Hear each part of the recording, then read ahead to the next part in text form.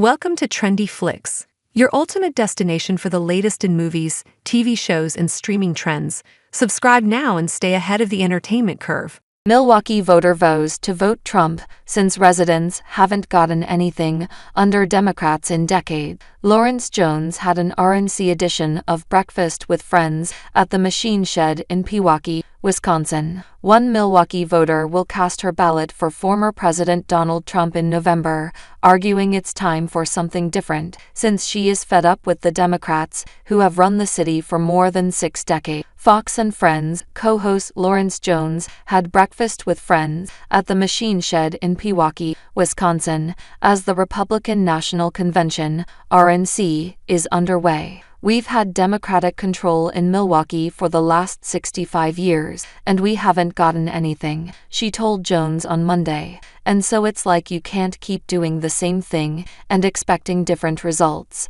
We have to do something different." Many voters noted that crime and the economy are top of mind as they prepare to cast their ballots in November. One supporter even told Jones only God and Trump can get the United States back on track following the leadership under the Biden-Harris administration. "I think this current administration has just decimated this country. It's cremated it, and we only need 2 things to make it better," she said, "and that's God back in our nation and Trump. Everything will fall into place, and then we'll have beauty for ashes." Another voter expressed her excitement to hear from Trump this week at the RNC following the assassination attempt at his rally in Butler, Pennsylvania, over the weekend. "It'll be a blessing to hear from him," one voter emotionally told Jones. "I tell you, on Saturday night, we were at church, and I came out from church, and I looked at my phone, and I saw that there was an incident, and that the Secret Service had to rush him off,